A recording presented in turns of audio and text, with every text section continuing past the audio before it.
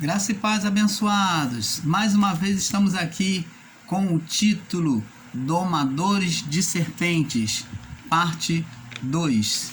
Então, amados e abençoados, eu desejo o melhor de Deus a cada um de vocês e vamos prosseguindo nesta vida que o nosso Pai Celestial nos concedeu. E eu sei que para muitos neste momento ficam se perguntando se vale a pena viver. Mas a vida é um dom divino que Deus concedeu a mim, a você, e na vida nós aprendemos e adquirimos experiência. E através desta vida somos ensinados a vontade e o propósito de Deus para nós. Então, amados, não desista, não desanime. Deus é contigo. Como ele disse para Josué, ele diz para nós: vai nesta tua força. Vai nesta tua força. Você é parte de Deus. Você tem a natureza de Deus dentro de você. E com ele você vencerá todas as tribulações, todas as dificuldades que você tem enfrentado, seja de enfermidade, seja de dificuldades financeiras, materiais, familiares. Saiba que Deus reside em você. E basta apenas você se esforçar, ter ânimo, tem de bom ânimo, porque Deus é contigo. E nós vamos prosseguir aqui, abençoados, em nome de Jesus, sobre o assunto Domadores de Serpente, parte 2. Então, como nós estávamos falando, nós agora somos domadores de serpentes, porque trazemos a serpente em nós. Como, irmão Paulo? Mas a serpente não é imagem daquilo que é maligno, não é imagem de Satanás, do diabo, conhecido pelo sistema? A serpente foi designada por Moisés, como o irmão Paulo já explicou, como símbolo de quê? De oposição a Deus. Quando Eva e o seu esposo Adão fizeram oposição a Deus, eles pensaram, cogitaram na sua mente em desobedecer a Deus, e não só pensaram, porque só o pensar já pecaram, mas eles também praticaram, tomaram do fruto. Então, esta é a serpente. O espírito da serpente foi chamado. Então, agora, o espírito da serpente, de oposição a Deus, essa manifestação em se opor a Deus, em querer ser igual a Deus, esse espírito da serpente foi chamado de Satanás, o príncipe deste mundo. A manifestação da serpente foi chamado de carne. Então, se você tem uma carne, e todos nós viemos nela, então você carrega a serpente com você. Não há quem não carregue a serpente consigo. Eu carrego, todos carregamos a serpente conosco. E eu vou te provar isso. Já temos falado e vou provar mais uma vez. Vamos lá no livro de Êxodo, capítulo 4. Mesmo tendo já explicado, vamos explicar de novo para ter um entendimento perfeito. Êxodo 4, no verso 2 em diante, diz assim. Êxodo 4, do 2 até o 7, diz assim: e o Senhor lhe disse: o que é isso na tua mão? Aqui o diálogo é de Deus com Moisés, quando ele vê a sarça ardente e se aproxima de Deus. Então, antes dele se aproximar de Deus, eu quero aqui ressaltar que ali ele já demonstra que tinha símbolo de serpente.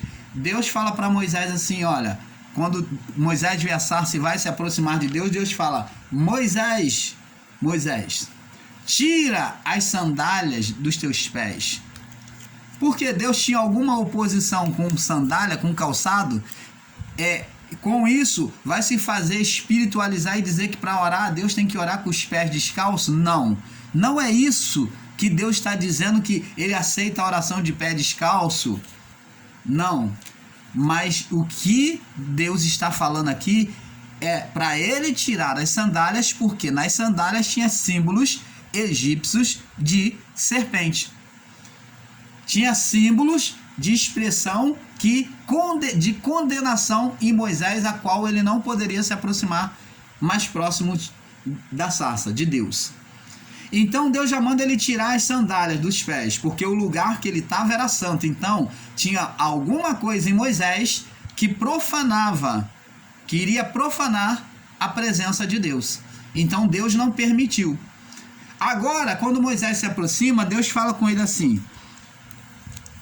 e respondeu Moisés, vamos ler no verso 1. Então respondeu Moisés e disse: eis que não me crerão, nem me ouvirão a voz, porque dirão, o Senhor não te apareceu. Então Deus manda Moisés falar com o faraó, para deixar o povo ir. Deus concede poderes a Moisés. Quando Deus fala para Moisés ir, Moisés começa a botar empecilho. Porque sou pesado de língua. Então Deus fala assim: como me crerão? Eles não me crerão e nem ouvirão a minha voz, porque dirão, o Senhor não te apareceu. Então Moisés falou, em outras palavras, eles vão pedir uma prova de que o Senhor tem aparecido para mim, de que o Senhor falou comigo. Então Deus fala assim, no verso 2: e disse o Senhor, e o Senhor disse-lhe, o que é que tens aí na tua mão? E ele disse, uma vara. Certo? A vara era a condutora de Moisés, que afugentava os animais, as víboras, os lobos, era que um pastor de ovelha usava. Como Moisés, ele também era um pastor de ovelha, então ele carregava uma vara. E ele disse, que é isso que tem na tua mão? E disse, uma vara. E Deus disse para ele, lança-a na terra. E ele lançou na terra, e tornou-se em cobra. E Moisés fugia dela. Então vemos que a própria condução de Moisés, que ele carregava, que afugentava os animais, as serpentes, os lobos, e era o apoio até mesmo de Moisés. Agora Moisés foge porque aquilo se tornou algo pavorante, se tornou um animal peçonhento, um símbolo de maldição. A vara, ao ser lançada na terra, aquilo que outrora era a bênção, o próprio salmista descreveu, a tua vara e o teu cajado me consolam. Então a vara era uma bênção, que significava também a palavra de Deus. Aqui a vara que o salmista fala é a vara de Deus. Coloca Deus como o próprio Moisés carregando a vara. Então, o salmista vê a expressão como o próprio Moisés carregando a vara, ele fala acerca de Deus. A tua vara e o teu cajado me traz consolo, segurança. Então, vemos que a vara era um objeto de bênção. E que, na verdade, quando Moisés obedece a Deus e joga no chão, ela cai em terra. Então, sobre o pó, ela então se transformou em serpente, em condenação, em maldição. Agora preste atenção aqui no verso 4. Como que Deus ensina Moisés domar a serpente? A serpente em nós, que é a carne, o pó que Moisés jogou sobre a terra. Essa terra, esse pó é a nossa carne. Aquela expressão ali, aquele acontecimento tinha uma expressão espiritual, tinha uma linguagem simbólica espiritual.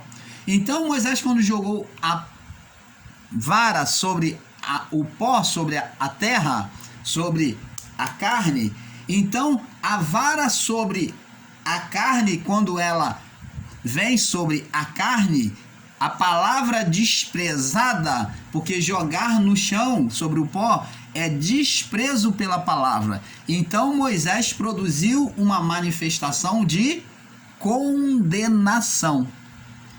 Você está entendendo, amado? Então, agora no verso 4, Deus vem ensinar a dominar a serpente.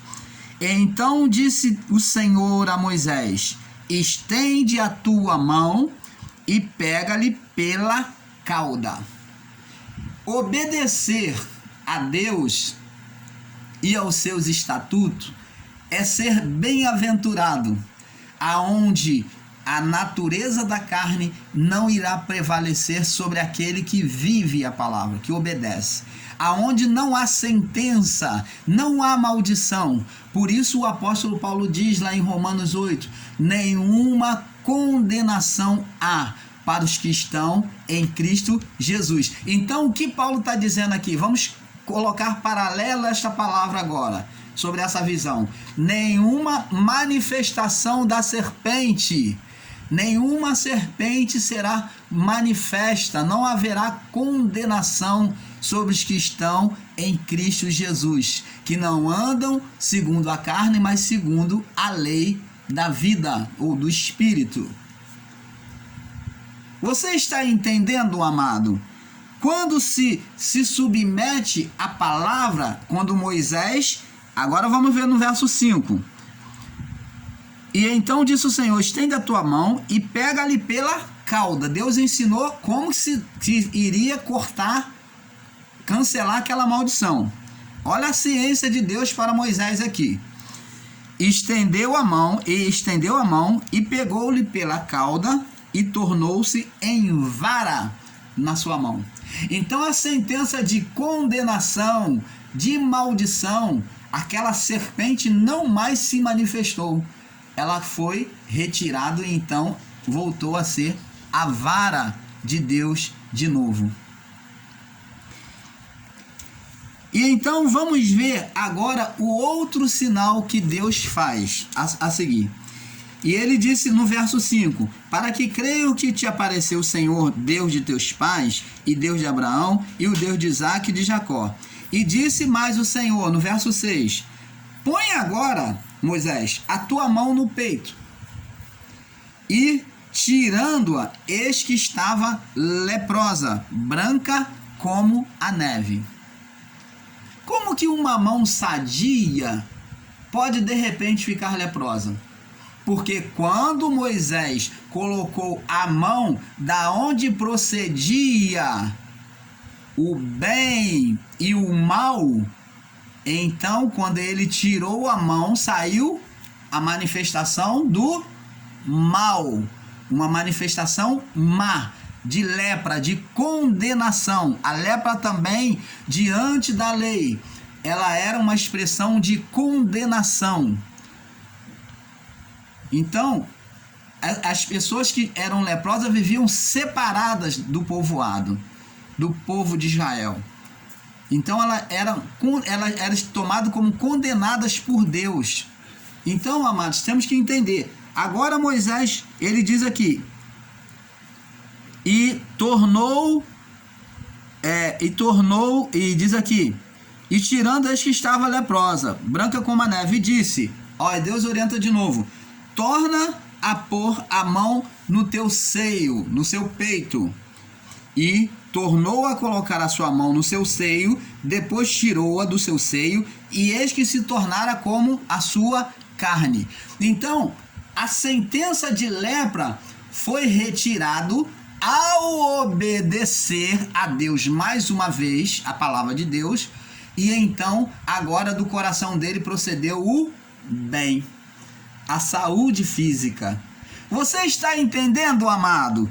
Vamos agora sobre esta palavra. Vamos lá em Provérbio 4, confirmando esta palavra. 4:23. Provérbio 4:23. Provérbio 4, verso 23. Diz assim: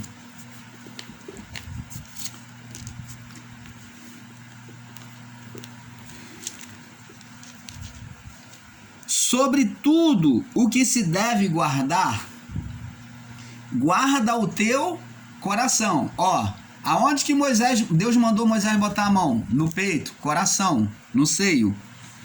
Porque deles procede as fontes, ó, fontes, no plural, são duas. Dele procede as fontes, boa e má. Ó, no coração, num só coração, procede as fontes da vida. Desvia de ti a falsidade da boca e afasta de ti a perversidade dos lábios. Então, do coração procedia bem e mal. Você vê que quando Moisés bota a mão, primeiramente, a mão e tira, a mão está leprosa. É isso que Deus quis mostrar para Moisés, que do coração do homem procedia bem e mal, bênção e maldição. Então, essa natureza é a serpente que nós carregamos, mas nós temos que buscar domar essa serpente dia a dia. Dia a dia temos que domar, ser domadores dessa serpente, para que ela não venha nos estragar na carnalidade. Porque senão, essa serpente, se ela nos dominar, ela vai estar gerando espíritos opositores. Espíritos de demônios. Vai estar gerando demônios. Vamos agora entender, amados e abençoados, como que se gera demônios. Mas, irmão Paulo, me explica, como é que tem gente que nunca foi da macumba, ela nunca fez mal a ninguém, mas ela tem demônio, ela traz a mesma doença do pai, da mãe. Como é que fica isso? Como é que se explica essas pessoas que vivem a mesma situação espiritual do pai ou doença física? Existe a maldição hereditária? Então vamos falar sobre isso, sobre essa sentença agora. Vamos lá. Vamos aqui, sabemos que, como Paulo disse, Gálatas 5,17, que o espírito luta contra a carne. Ó, os dois são opostos. Ó, a serpente está em nós, mas nós temos que lutar, domar ela todos os dias. É isso que o irmão Paulo está explicando aqui. Essa luta vai persistir enquanto vivermos neste corpo. A serpente sempre vai estar em nós. Não vem você querer dizer que se converteu ou recebeu o evangelho, agora eu sou nova criatura e que é perfeito na carne, porque não é. Você vai ser nova criatura lavado, com a mente lavada pelo evangelho, com a mente renovada pelo evangelho de Cristo. O que renova é a mente, mas a carne, o corpo carnal é o mesmo. Como nós falamos no vídeo anterior sobre a repetição da carne. Isso daqui, a repetição da carne, o corpo, a natureza carnal, ela é a mesma. E sobre a vida do corpo, Preste atenção. Deus não tem problema com a carne física. Quando a gente falamos carne, falamos do espírito da carne, da vida da carne. Quando eu estou falando aqui sobre a carne, estou falando da vida da carne. E não sobre a carne em si, porque a carne em si, se não tiver o espírito, ela é morta. Ela vai para o cemitério. Você já viu algum morto sair andando e falando mal de alguém? Ou matando alguém? Você viu algum morto aí corrompendo alguém? Roubando ou fazendo qualquer coisa? Assassinando? Não. Porque um corpo morto não tem o espírito. Agora, quando se fala da carne, nós estamos falando da carne em vida. Da vida da carne. Então é sobre esta vida da carne que você vai entender agora, que é o espírito da carne. Quem é esse espírito da carne? Nós já falamos no vídeo anterior, na parte 1. A vida do corpo, a vida da carne, foi chamada no passado de alma, que era a vida do corpo. Como, irmão Paulo? A vida do corpo sem o espírito foi chamado de alma. Então o termo alma foi para o mundo antigo, antes do juízo. Após o juízo é vida do espírito e não vida da alma. Por quê? Então, porque agora viemos com o Espírito de Deus. Viemos com o Espírito de Deus. Se nós temos no nosso espírito, na vida do corpo, o espírito humano, que é a vida do corpo, se temos o Espírito de Deus, então agora não vivemos mais a vida da alma. Porque a alma era a vida do corpo sem o espírito. Você está entendendo? Usar o termo alma é você dizer que não existe o Espírito Santo no corpo. É negar a existência do Espírito de Deus derramado sobre a natureza humana, sobre a vida humana. Agora, quando você fala da vida do espírito, então eu tenho o espírito, que é a vida do corpo, da carne, e o Espírito de Deus em mim habitando junto. São os dois um só. Então, agora vamos ver para quem vem essa condenação. Se não é para a carne física, então, irmão Paulo, explica para mim, por favor. E nós vamos explicar. Essa condenação desde o passado vinha para quem? Vamos ver. Vamos agora em Deuteronômio, capítulo... Vamos em Êxodo primeiro, Êxodo 20. Vamos em Êxodo 20 para pegarmos o entendimento errôneo de alguns. Êxodo 20.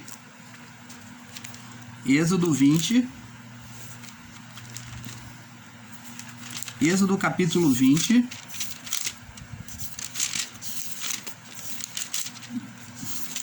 Diz aqui. 20. Diz aqui. Vamos ler aqui os 10 mandamentos, aonde nós vamos entrar aqui. Então fala o Senhor todas essas palavras dizendo, verso 1. Eu sou o Senhor teu Deus que te tirei da terra do Egito, da casa de servidão. Não terás outros deuses diante de mim. Não farás para ti imagem de escultura, nem alguma semelhança do que há nos céus, nem debaixo da terra, nem nas águas, nem nas águas debaixo da terra. Não te encurvarás a ela e nem as servirás, porque eu, o Senhor teu Deus, sou Deus zeloso, ciumento, que visito a iniquidade dos pais nos filhos até a terceira, Não te encurvarás a ela, verso 5, voltando aqui. E nem as servirás, porque eu, o Senhor teu Deus, Sou Deus zeloso, ciumento, que visito a iniquidade dos pais nos filhos até a terceira e quarta geração daqueles que me odeiam.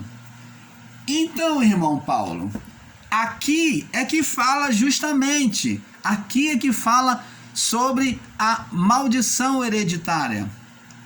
Deus está falando aqui que ele condena, que vai visitar a geração daqueles que aborrecem ele até a quarta geração.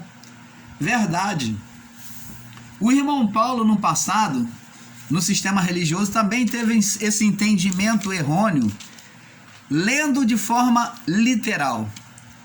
Mas preste atenção, porque Deus aqui não está condenando uma geração de forma hereditária, não. Vamos ler o seguinte, ó, é só prestar atenção, no verso 7 diz assim, verso 6 diz assim: e faço misericórdia a milhares, de montão, a milhares, a minha misericórdia é extensa por milhares, aos que me amam e guardam os meus mandamentos. Então, preste atenção, Deus, ele trazia uma maldição hereditária sobre todas as pessoas. A maldição hereditária imposta por Deus, a sentença de maldição era imposta até a quarta geração para todas as pessoas? A resposta é não. Não por quê? Porque dependia de cada um. A escolha era de cada um. Se você não obedecesse, então você iria sofrer a condenação. Mas dentro daquela geração sentenciada por Deus a maldição, se levantasse alguém, algum justo, como disse Abraão, perguntou a Deus por 3, 4 vezes, antes de destruir Sodoma e Gomorra, que se houvesse 50 justos, o Senhor perdoaria, deixaria destruir? E Deus falou sim. Eu vou te aborrecer mais uma vez. E se houver 10? Eu vou te fazer mais uma pergunta. Se houver 10, não se aborreça comigo. E Deus falou sim, eu vou perdoar. Olha, eu vou te perguntar mais uma vez, não se aborreça. E se houver 5? Por causa desses 5, também, Abraão. Então, quando há um justo, a sentença de maldição, de morte, é retirado. Por isso que está dito aqui no verso 6: e faço misericórdia a milhares dos que me amam e guardam os meus mandamentos. Então a sentença de maldição hereditária só iria vir sobre uma pessoa, sobre uma geração, sobre aqueles que não obedecessem a Deus. Você está entendendo, amado? Vamos agora para Deuteronômio, livro de Deuteronômio, no capítulo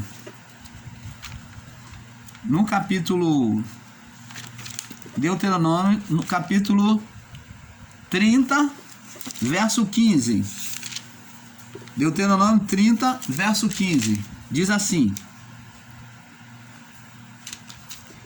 vês aqui, hoje te ordeno, vês aqui, hoje te tenho posto a vida e o bem, a morte e o mal. Porquanto te ordeno hoje que ames ao Senhor teu Deus e que andes nos seus caminhos, e que guardes os seus mandamentos e os seus estatutos e os seus juízos, para que vivas e te multipliques, e o Senhor teu Deus te abençoe na terra da qual entrais.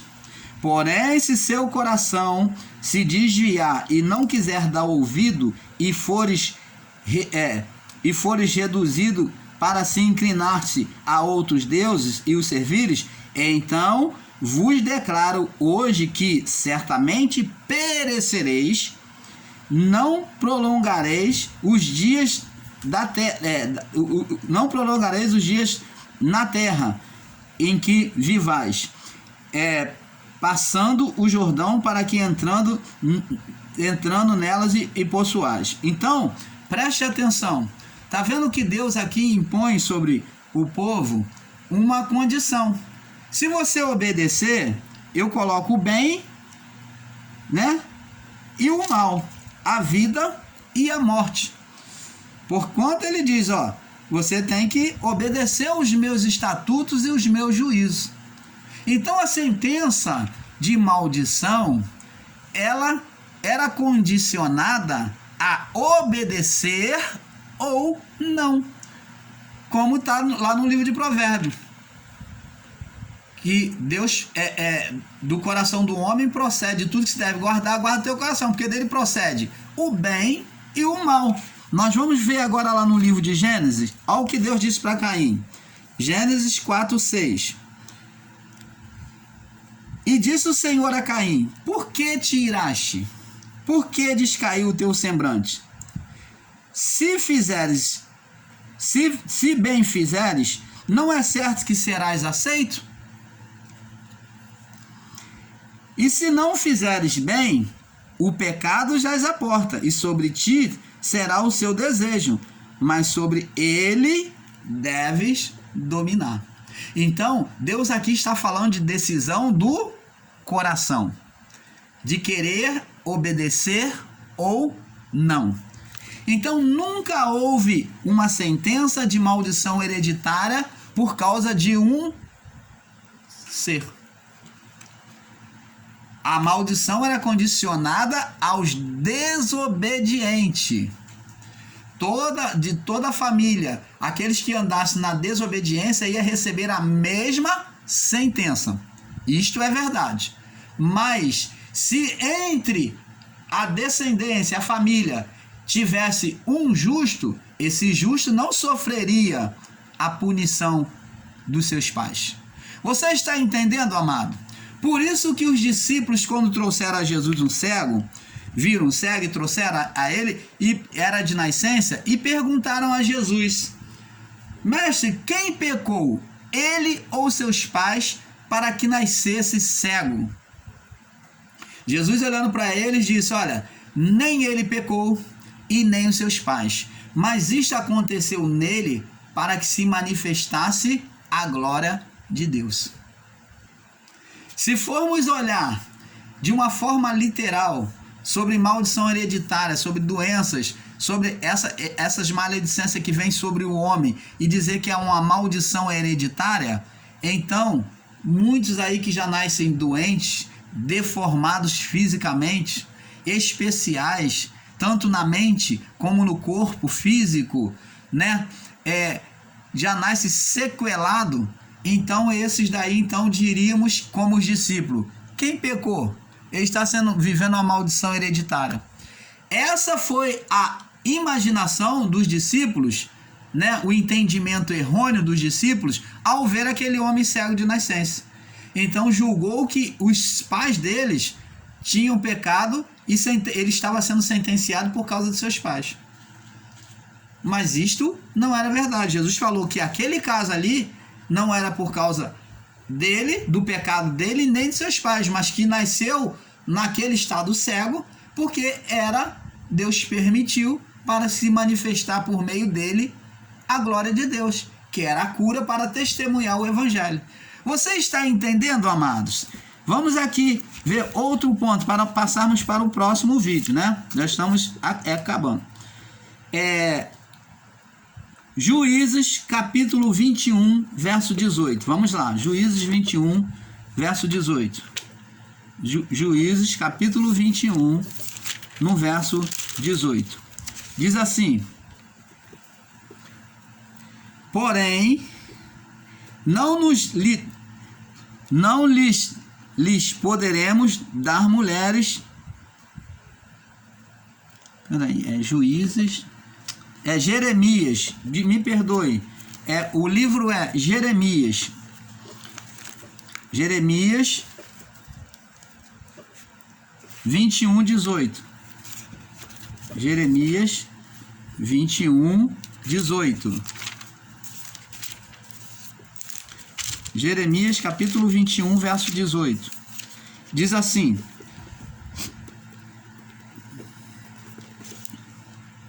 Jeremias 21, 8 ou 18? 21, verso 8, cumprireis. Verso 8, me perdoe, Jeremias 21, verso 8. E a este povo dirás, assim diz o Senhor, eis que ponho diante de vós o caminho da vida e o caminho da morte. Então, amados e abençoados, temos que entender que Deus nunca botou nenhum ser, nenhum homem na sua criação numa boca de sinuca, ou vamos dizer no ditado popular, numa saia justa. Deus sempre deu escolha ao homem. Quando Caim quis transgredir, Deus já sabia a intenção de Caim, que era matar o seu irmão. Deus já tinha percebido a ira, a inveja no coração de Caim. E ele falou, eis que o pecado bate à porta. Se procederes bem, Caim, ele deu uma escolha a Caim, é claro que serás aceito. Mas se procederes mal, se você quiser continuar no seu erro, eis que o pecado bate à porta.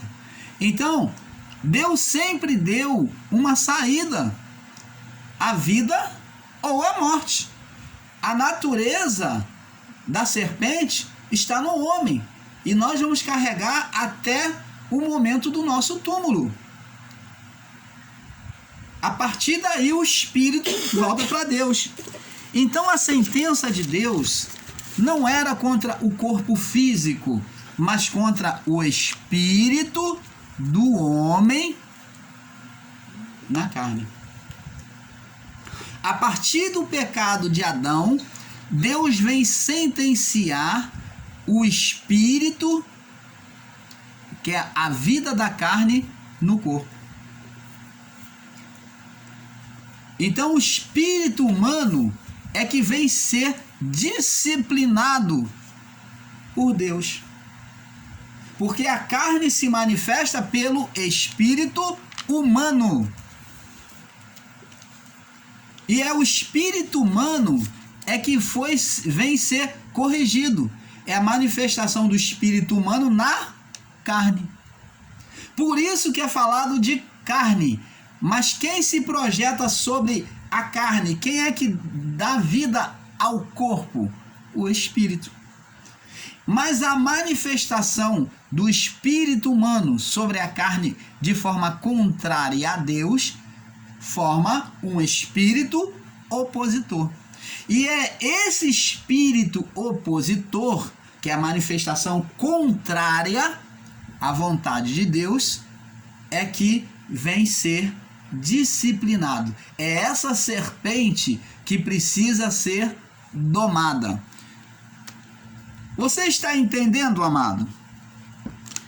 Vamos lá, Deuteronômio capítulo 11, no verso 26. Deuteronômio 11, 26. Vamos lá. 11, 26. Deuteronômio 11, 26. Diz assim: eis que hoje eu ponho diante de vós a bênção e a maldição. A bênção, vai ser feliz, abençoado. A bênção quando cumprirdes os mandamentos do Senhor, vosso Deus, que hoje vos mando. Porém, a maldição, se não cumprirdes o mandamento do Senhor, vosso Deus, e vos desviardes do caminho que hoje vos ordeno, para seguirdes outros deuses que não conheceste. Você está entendendo, amado? Vamos lá. Você pode ler até o 32, tá? Fala sobre... vamos lá. Provérbios, capítulo 4, verso 4, 23. Nós já lemos, vamos ler de novo, para nós encerrarmos esse vídeo. Então, Provérbios 4, 23. Diz assim, nós já lemos: sobre tudo que se deve guardar, guarda o teu coração, porque dele procede as fontes da vida.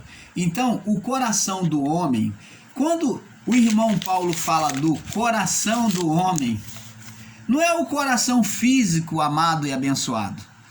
Não é do corpo físico, o coração é do homem espírito, o homem espiritual, do espírito humano. Então o homem ele tem dois corações.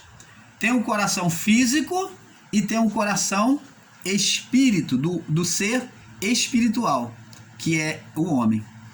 Então, o homem tem dois corações.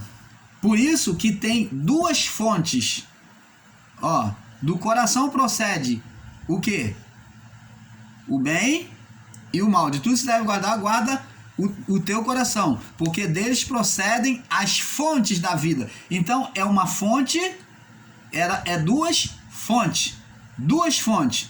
Então, tá aqui as duas fontes. Uma é da carne e a outra, ó, uma flui da carne e outra flui de Deus, do Espírito. Então, essa fonte da carne, com a vida, a carne viva aqui, ó, pelo Espírito, que ela tem vida pelo Espírito, ligada com o Espírito, ela gera, muitas das vezes, oposição a Deus. E é essa natureza aqui, que gerada pela carne, essa vida da carne, é que Deus vem condenar. Você está entendendo, amado? Então, esse outro coração que o homem tem um coração de carne e o coração espírito, do ser espiritual. Homem. Então, esse espírito, que é o coração, diz que o coração do justo, do que obedece a Deus, tende para a direita. Ele é tendencioso, ele vai para o lado direito. E o do ímpio tende para a esquerda. Então, do homem espiritual, do espírito humano, do homem espiritual que vive e busca obedecer a Deus, do novo homem, esse tende o coração para o lado direito. E do homem carnal, para o lado esquerdo, porque age segundo os impulsos da carne, concupiscência dos olhos, concupiscência da carne. Você está entendendo, amado? Então, a manifestação do Espírito na carne traz vida para a carne. Faz com que as serpentes que as serpentes são as vontades carnais. Então faz com que as serpentes se manifestam em nós. E nós temos que buscar dominar as serpentes. Então eu espero, amado e abençoado, que todos tenham tido um perfeito entendimento. Eu desejo o melhor de Deus para você.